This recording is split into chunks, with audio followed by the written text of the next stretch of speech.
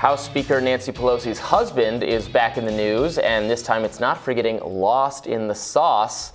Business Insider is reporting that Mr. Pelosi exercised millions of dollars in NVIDIA call options and sold large quantities of Apple and Visa options and shares in late June, according to a new congressional financial disclosure.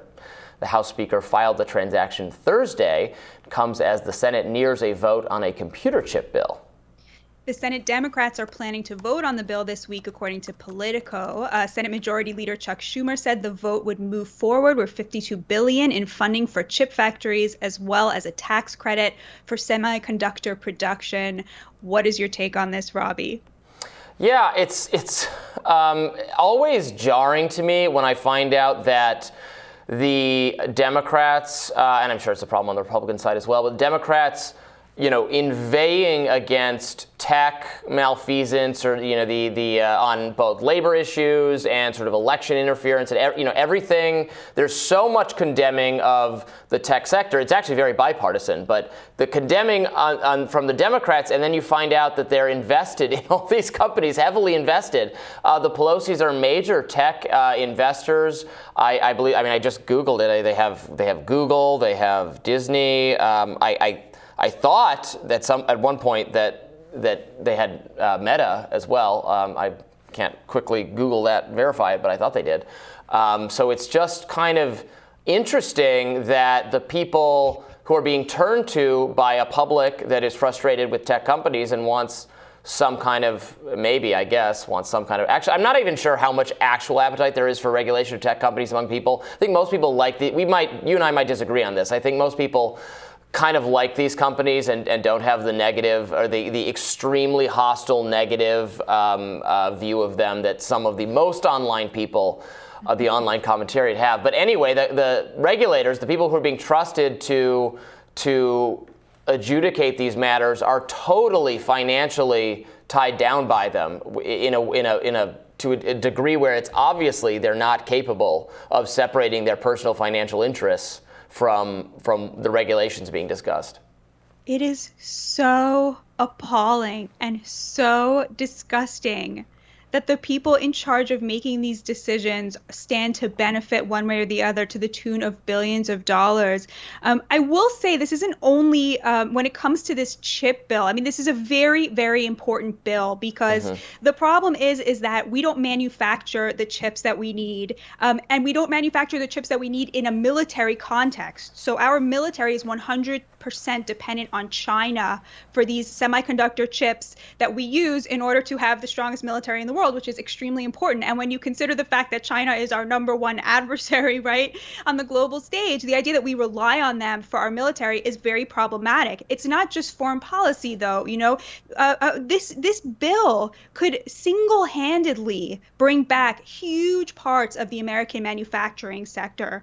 It's a really important bill, but what you've seen is Mitch McConnell threatening to hold it up when it looked like Joe Manchin was going to go along with the Democrats and fund some of the climate change initiatives and Build Back Better. That was disgusting. It was totally appalling to hold something that is so important to the American working class and American foreign policy hostage because you don't like where somebody might be going on a totally different front. That was appalling. But you then look at the Democrats, right? And it's the opposite, right? Well, maybe they're going to try to push this bill, but that's because they're milking it for billions and billions of dollars, right? So it's like you look here at cynicism, plus billions of dollars. It's really, really, really appalling. And, it's no wonder that the American people have so little trust and so little respect for their elected leaders because there's something like this happening behind every curtain. And I'll just say one more thing, which is that, Nancy Pelosi was very reluctant to join into a bipartisan bill that would seek to bar members of Congress and their spouses from exactly these kinds of, just cartoon villainry, right? Just cartoonish in how dark it is, leveraging the fortunes of America's downwardly mobile, struggling middle class to enrich yourself when you're already a millionaire with millions upon millions. I'm sorry. sorry, I had to get that off my chest. No, and absolutely a Republican problem there as well. I mean, think of the Republican senators that, being briefed about how bad the pandemic actually is going to be. The first thing they do is not inform their constituents, is not start working on a bill to get enough protective equipment, but to call their broker or call their brother who calls the broker, so it's technically above board or whatever.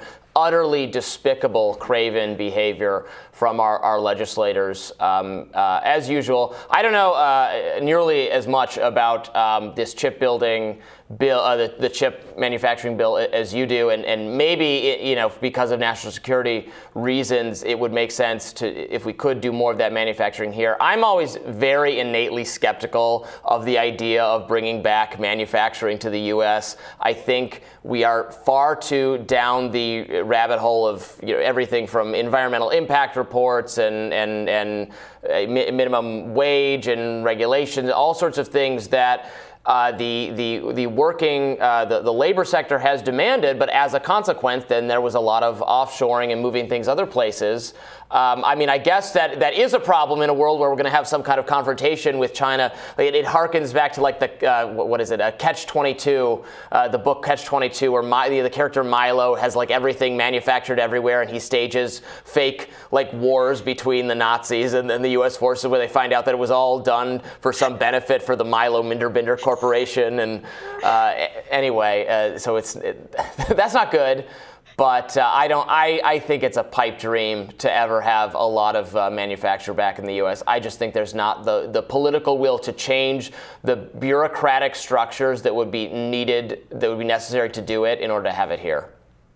Yeah, so this is, I think, one of those areas where you and I disagree because, currently there are something like 175,000 unfilled manufacturing jobs right now, right? There's a very tight labor market for manufacturing, which means that those jobs are going to be paying more and more, especially skilled labor. And I think that it's not a pipe dream at all. And the funny thing is that the energy for bringing manufacturing back is now on the right?